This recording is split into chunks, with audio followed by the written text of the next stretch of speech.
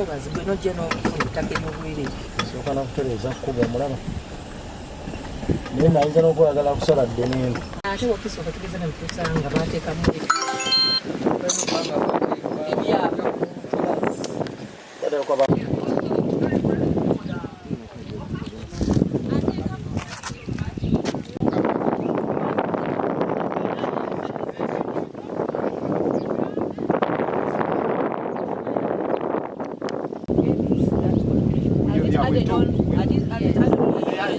They had stopped, but now they started. Okay. Yes, so that's what you are saying. They come at night.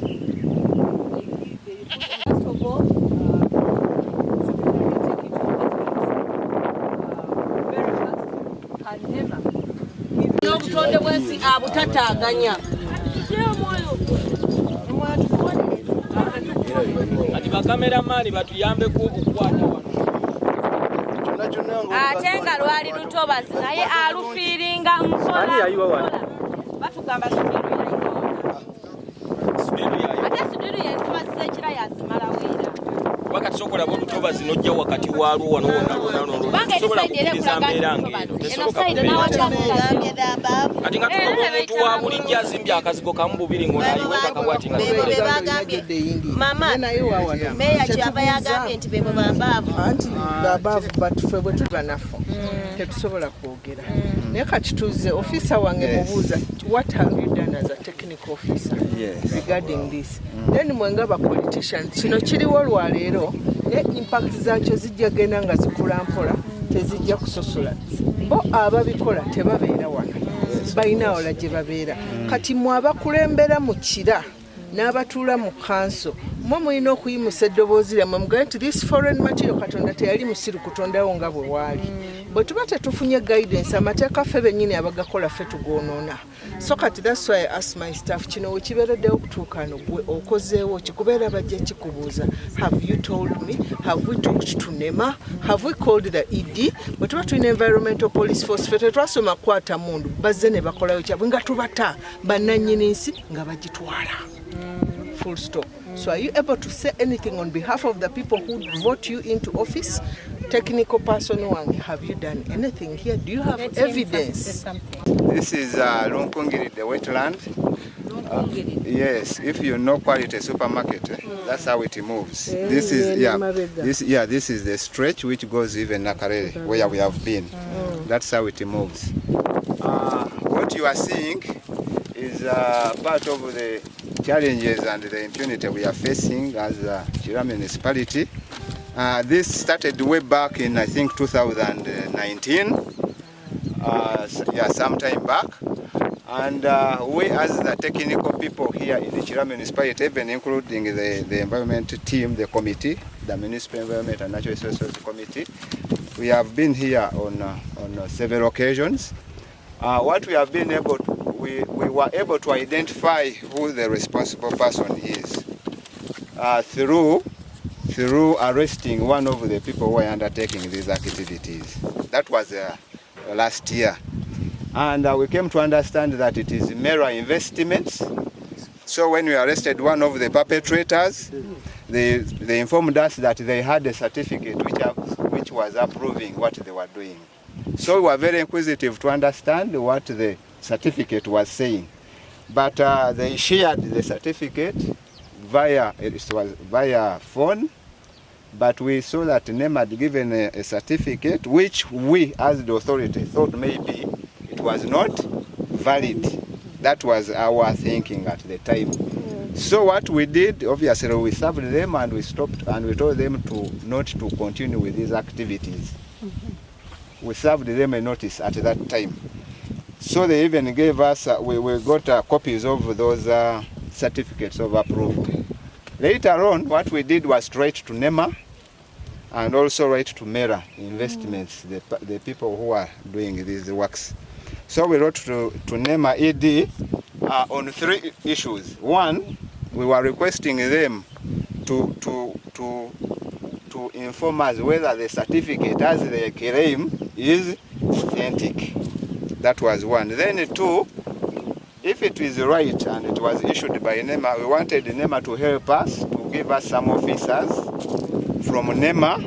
We requested them to give us some officers from NEMA so that they can join with us. We come on the ground to demarcate, to see which land was allocated for those proposed development. Because the proposal was saying that they were given the land to do commercial buildings. That's what the certificate was saying. Yeah, in this area. So now for us, we Wapatab does the stakeholders because we were seeing it was what? A swamp. So that's why he requested the NEMA to intervene and also provide us with officers so that we can zone which particular area was zoned for the developer to undertake what? Commercial building. Yeah, to do the commercial buildings, as the certificate was saying. Did NEMA confirm that it's a genuine certificate? As we speak now, NEMA did not confirm. And it has never responded? Yes, it did not confirm. And the good thing, those communications we also shared with the district. I think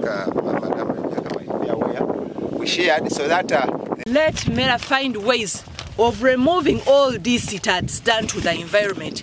We don't want to camouflage that we are saying that they are the above. Basalama magezi gonna mu bwangu ddala bajjawo bino bye bakoze. Fenga district ya Wakiso era nga timu ene twala bya environment. Tetwagala kubanga bo be bafuuse bannakyemalira mu ggwanga lino. Basalama magezi bajjawo ebintu bino bye batadde kubanga kati amazzi gali blocked. Bana abantu bagenda kubanga ba flooding side ne side. Luno lutobazi buli omwa lulaba lukola ki lweyongerayo. Tosa tugamba nti wateeka wagaba certificate nabo tebaleme kutulimba limba. Ndi bafuna certificate mu lutobazi wakati. Batula mu okola commercial building. Ate kira municipality watubasanga nga namwe mwageza ne approving the buildings ezo ze baba wamu mu lutobazi wakati. Kasaba leta plan kira ne tusanga nga mwageza ne muteeka stamp zamu namwe tugenda bagatamu. So embera eriwo yakubanga luno lutobazi teruli mu kubuuza babijjewo ekizibu kye tulina mu Uganda era amataba getulaba newala kati oyo muntu akikola wano naye ogenda kisanga nga amayumba gali eyo nga ge gali affected wangi already agatandise okufuna ebizibu just ola kati ebizibu ande tusobola kusigala nga tuli bwe tuti nga twerimbalimba olwokuba NEMA yafulumya MERA investment.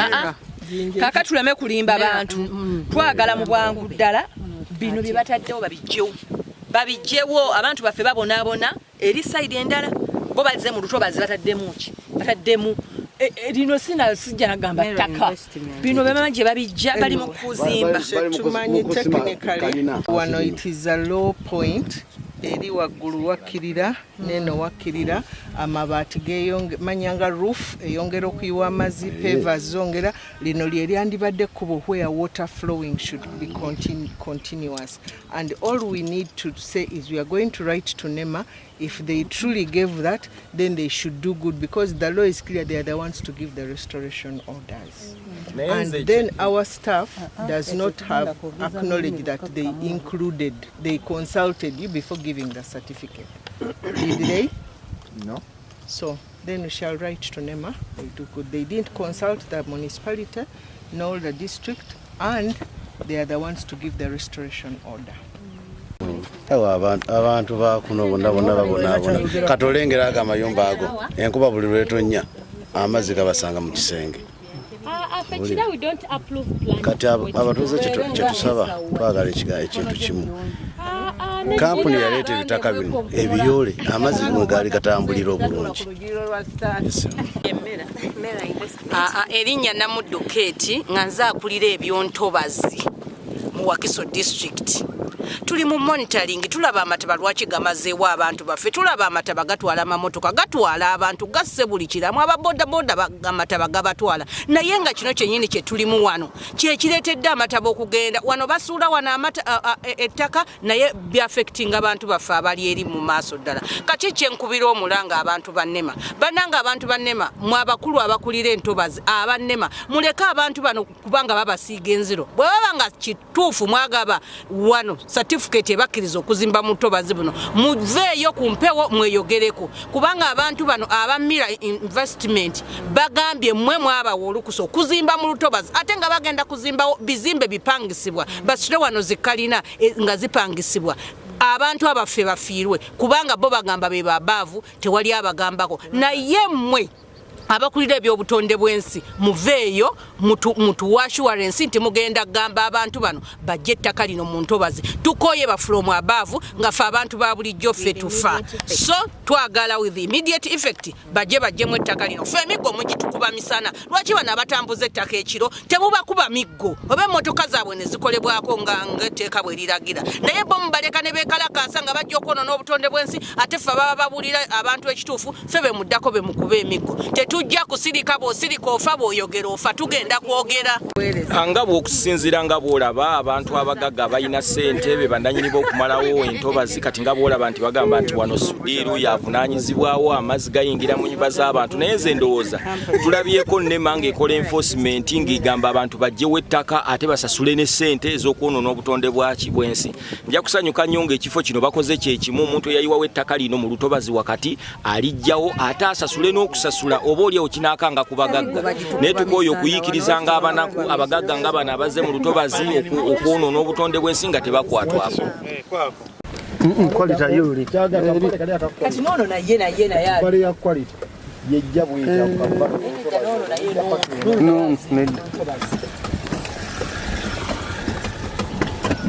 bali badde bakomanga baliwe bali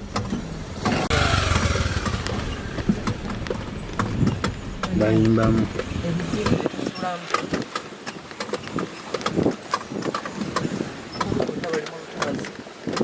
kati onjebeka mu mbeera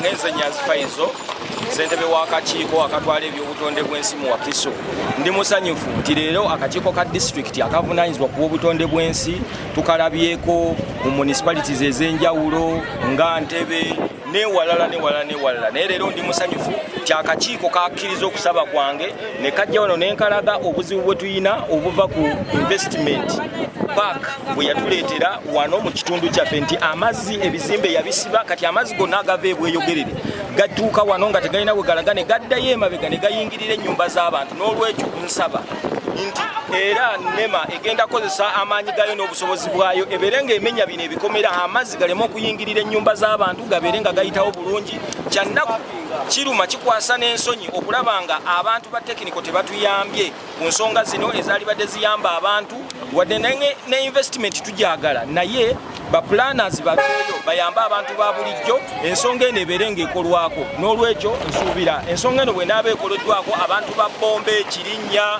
Kikonko tugenda kubeera mu environment ennungi naye ku ssaawa zino tuli bubi olw'okuba nti amazzi tegalina we galaga abagagga baagasiba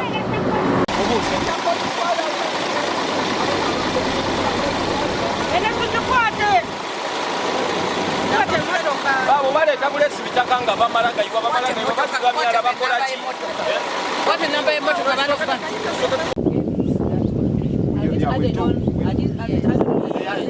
They had stopped, but now they started. Okay. Yes, so that's what you are saying. They come at night.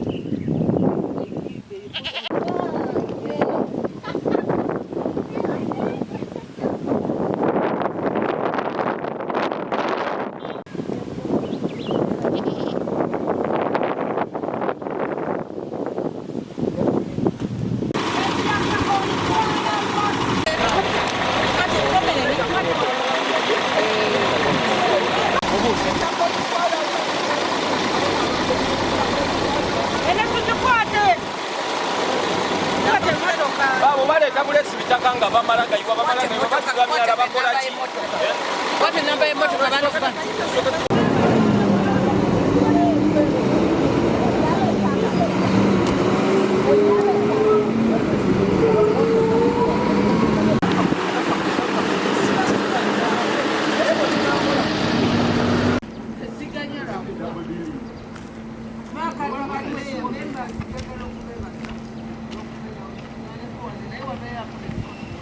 tukalabyeko mu municipalities ez'enjawulo nga Ntebe newalala naye leero ndi musanyufu nti akakiiko kakkiriza okusaba kwange ne kajja wano nenkalaga obuzibu bwe tuyina obuva ku investment park bwe yatuleetera wano mu kitundu kyaffe nti amazzi ebizimbe yabisiba kati amazzi gonna agava ebweyogerere gatuuka wano nga tegalina bwe galaga ne gaddayo emabega ne gayingirira ennyumba z'abantu n'olwekyo nsaba nti era NEMA egenda kozesa amaanyi gayo n'obusobozi bwayo ebeere ng'emenya bino ebikomera amazzi galeme okuyingirira ennyumba z'abantu gabeere nga gayitawo bulungi kyannaku kiruma kikwasa n'ensonyi okulaba nga abantu ba tekiniko tebatuyambye ku nsonga zino ezaali badde ziyamba abantu wadde ne investment tujagala naye baplanners babeeyo bayambe abantu ba bulijjo ensonga eno ebeere ng'ekolwako n'olwekyo nsuubira ensonga eno bwenaaba ekoloddwako abantu ba Bombe Kirinnya Kikonko tugenda kubeera mu environment ennungi naye ku ssaawa zino tuli bubi olw'okuba nti amazzi tegalina we galaga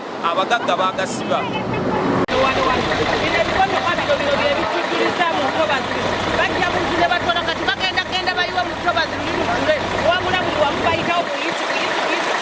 twagala gavumenti egambeko bano bebasaana okubira ddala emiggo bano wano mu Uganda wano bebagomba ettaka nga bayiwa mu mazzi mutobazi katusooke mulabe amazzi bwe bamazeewo abantu bonna gali eri ennyumba z'abantu zikuze naye bano basoma bayita mu makakulo nga batwala wano wammanga betaaga okukolera wamu nga bannayuganda kikola amakulu abakulembeze politicians technical head management mulowa local governments oba ku district yonna ne tuba nga tukola ne ku sub counties ne tuba nga message zino tuzinyikiza mu bantu mu communities kuba ffe nga ffe tuli batono nnyo naye bwe mutulabira ku bintu nga bino ne tubireeta ne tutambula nga group ne bateyikwasa muntu omu nti kajimu Martin musajja watu atuke n'okutya okutambula babagambe nti meya tuleetako olugezigezi kati wano bagamba ki kakiiko then to us abali technical manyo olusi bajesi zaffe ntono naye ntwala omukisa guno okwebaza project ya Greater Kampala Buchanganzi gya Wakiso eno e project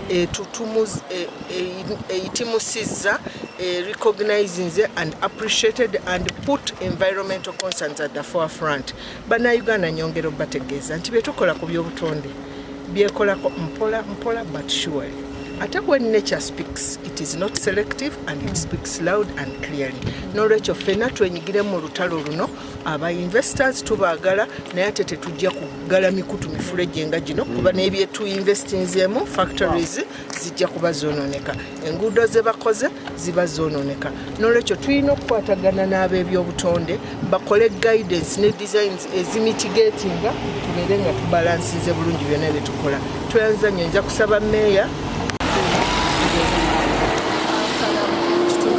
Nsala akiikirira ekifo kino ku lukiiko lwa Wakiso District ate nga nze ssentebe w'akakiiko akatwala ebyobutonde bw'ensi ku lukiiko lwa Wakiso District ndi musanyufu olw'akakiiko ka district akakwata ku byobutonde bw'ensi okujja wano mu investment okulaba investment ekoze etya okulaba nga ekulaakulanya n'ekitundu ate nga tenyigiriza bantu baffe betuwangaala nabo bannanyini makoliro bazimba wano naye ate ne basiba amazzi ne gabeera nga bwe gatuuka wano gakola baakafulo ne gaddamu ne gayingirira abantu naye nsubira akakiiko katuuse wano kagenda kukola ku nsonga eno omuntu wa Bombe Kikonko abeere nga takyaddamu kubeera ng'ayingirirwa amazzi neyanziza nnyo neyanzenga erinnya lyange nze Nanyonga Rashida Musoke nze deputy meya wa Kira leero tulambudde ebitundu ebyenjawulo okuli engeri gye tutambuzaamu amazzi n'entobazi zaffe ku nguudo zaffe eza Supriani n'embogo ze tukola mu World Bank project ne tugendako ne mu Kimbejja gye mwalabyeko eyo mela gwe tumanyi nga Sudil jayiwa ettaka twali twamustoppingako emabega ne balabika bazzeemu n'amaanyi era tutekinze note tugenda kuwandiikira NEMA okulaba nga eddamu ewandiikira mela gwe yali yawa approval okudevelopinga awantu awo nti lutobazi ejje bagyemu ettaka libafiirize so that amazzi ago gatambula bulungi okuyita mu nguudo zaffe nga muzirabye tulina enguudo nyingi ze tukoze naye nga ziriko emifulejje egyo eminene gitambuza amazzi naye batandika okuyiwamu ettaka abantu baffe batandise okubeera nga bayingira mu ntobazi kyekimu ne wano wetuli e Namanve mu industrial park era mulimu ba developer esigalawo nga green belt amazzi gye gakuŋŋaanira ne gabeera nga geesootingira omwo waliwo developer omu eyasibyewo ekikomera n'abeera nga amazzi agaziyiza okuba nga yonaana gye gafubutuka okuva waggulu ebweyogere ne gakkirira eno wansi Ekirinnya ate ye mwattu baateekamu obuguma butini ate ne bamala ne basiba n'ekikomera nga bwe mulabye amazzi tegatambula lwe gajja amangi Kirinnya afulaadinga n'ebitundu ebiriraanyeewo so tukivumirira nnyo wano tuliwo enkiiko bbiri olukiiko lwa district olw'environment n'olukiiko lwa Kira municipality olukulemberwa Meya Mutebi serious or environment. So we are tukolera wamu okulabanga ebyobutonde waddenga muno mukira tulina above naye era tufubye nnyo okulabanga tuteekawo embeera tuissuinga notice tuyisamba environment officers baffe ne bagenda ne baba stoppinga betusobola okukwata netubakwata netubateeka ku poliisi netubanga tulemesa abo bonna abagala okuyiwa ettaka mu butonde embeera kera nga tubadde tulemerako nga Kira municipality kubanga era twebaza ne World Bank kubanga mu sente ze yatuwa eri specific nti zino zigenda ku bya butonde okulabanga entobazi na buli kimu ekikwata ku natural resource kitambula bulungi nebaza timu gye tutambudde nayo olwaliro okuva ku district paka Kira municipality ba honorable councillors bwe tutambudde nabo okulabanga twongera okutunula mu bitundu kubanga Kira munene oluusi gye muvudde muba temunaddayo nga tegwe mwa stoppinze balabiriza Kiro labira nga bayiwa ettaka n'okuzimba mu bifo nga tebalina approved plan bena gye babitadde tugenda kuteekawo embeera era buli atalina plan tujja kumumenya bere nga tusobola okutuukiriza amateeka kye gagamba tusaba ne babaavu yonna gye bali mukendeeze ku mbeera y'okukola ekibuli okuteekawo amaanyi naye kyonna kino kitwafekitingira wamu nga Uganda kitwafekitingira wamu nga Kira ojja kulowooza nti obakkiriza okuzimba ekira bazibye entobazi naye ate mwattu naawe amataba gagenda kukusangayo kubanga ffenna catchment areas zonna zituyamba Uganda yonna kubanga tusigazza ntono zino entono zatusigaza era tusobola zikuuma nga bannayuganda then tetulina kye tugenda kuyamba ggwanga lyaffe Mukama Katonda bakume abo babaavu boyogera kuba balemesa batya emirimu anti bwe tumala okustopinga nga ffe ab'Ekira tukwata betukute tubateeka ku poliisi oluusi poliisi nebata oluusi majje ge gajja ne gakuuma ba developer ba illegal developers ne bazimba mu ntobazi nga poliisi ebakuuma ekirala bajja ne bayiwa ettaka kiro saa 8 saa mmeka eyo ate nga ffe nga ba officer baffe baba tebasobola kukola kiro bakoma okukola saa 11 naye bwe mugjenkeera nema ne mugitegeezaako nema ina na environmental police naye balina okutuyambako samu ya somehow but oluusi naye ebeera tetuyambye mu budde so abaavu abo abaweereza police security operatives zonna ku level zonna oyinza okusanga nga akataka ka 10 ku 10 oba yiika 2 naye nga amagye agali kuli ogamba galina abatujju ge bakuuma naye nga gakuuma bantu kubeera nga bajjuza ettaka mu ntobazi zaffe okwongera okwonoona obutonde bw'ekitundu kyaffe tuli mu industrial park twagadde nnyo okwongera okuyingirako munda omwo naye tugenda kwongera okujja nga tweteeseteese bulungi kubanga tulinako we twali Kasangati ku luguudo lwaffe Kasangati mwalabako ennyumba eyo gye baamenya era twagendawo ng'environmental committee ya Kira ne baagala ne bajjayo n'emmundu ababeera bakuumyewo biseera ebisinga baba bali muleya naye nga balina n'emmundu naliko physically ne tiimu yonna nga twatambula baaga tugirayo emmundu naye ne tukulinga ddala nga tuliko no ne RDC ekikwewuunyisa so embeera eyo yonna oluusi tulina okujja nga tweteeseteese bulungi naye ekirungi tulabyewo we are going to do ekisoboka nga abakulembeze ne ba technical persons baffe tulabe nga twongera okutereeza embeera yaffe mu Nammamba Industrial Park tugaane tuleme okukkiriza okuddamu okuwa developments empya oba olukusa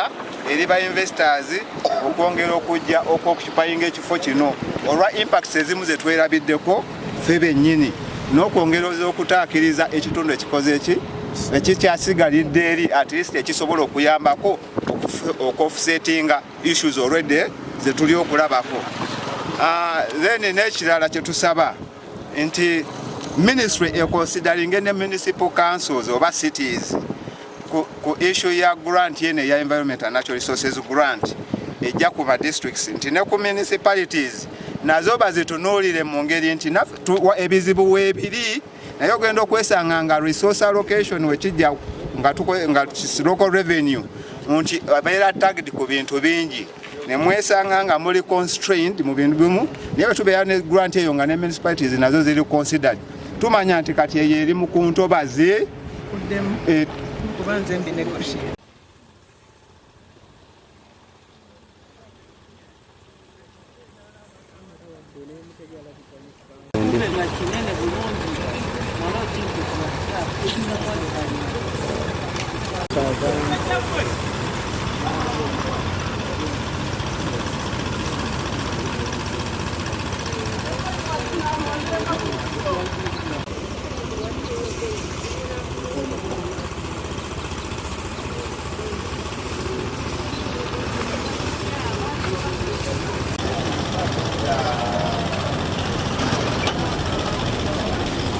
this is one of the sections which used to flood some time ago.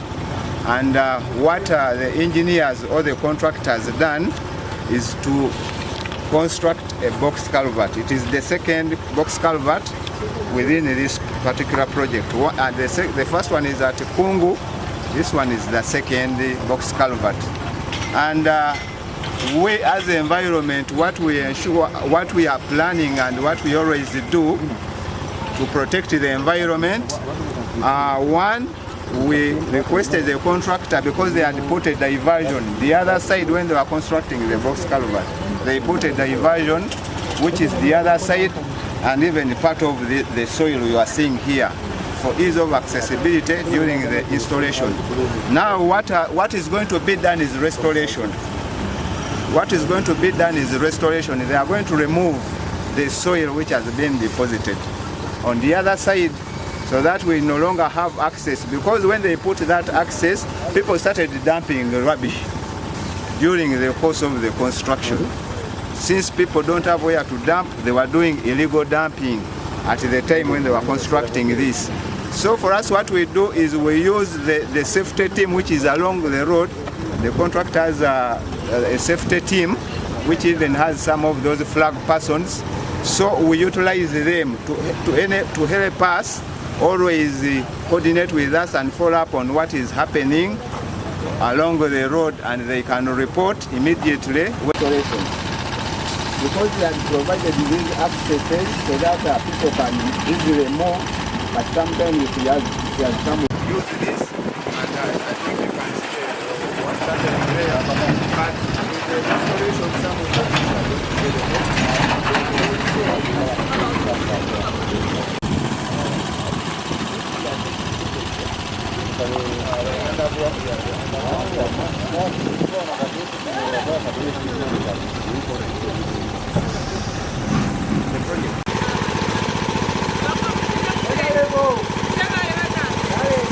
tulukwa kyokubanga tulina kasasiro ate nga yeetoolodde wano nga bano abantu olumu bayinza n'okuba nga baganywa n'okugafumba labayo kasasiro mu kituuse kitya wano ate kira kijja kitya nti temunnakolawo kyaba kasasiro atandise okubayiringa kitegeeza we naayisawo wiiki nga 2 awo ogenda okuba yina kiki so kati wano tujja kwetaaga okolagana enforcement wamu ne health inspector waffe w'ekitundu mubikuŋŋaanyizaawo ebigenda bitwala ddi musana mwe mubireeta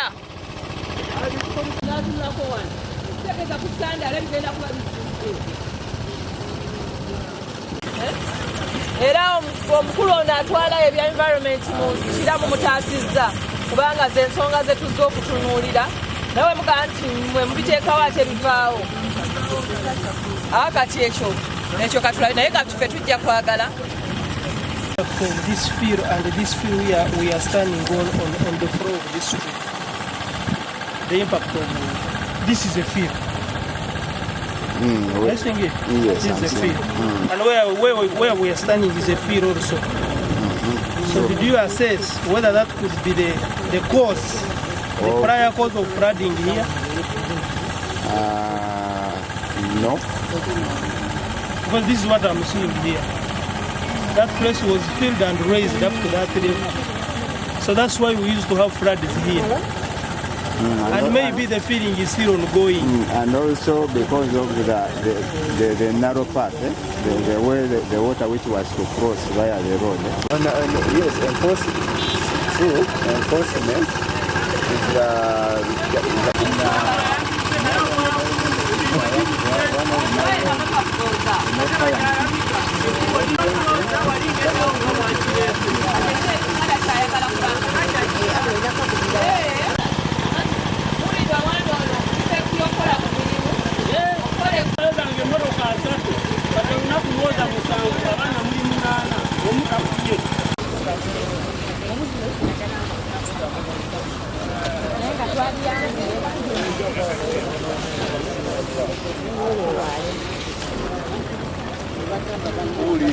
Ibra.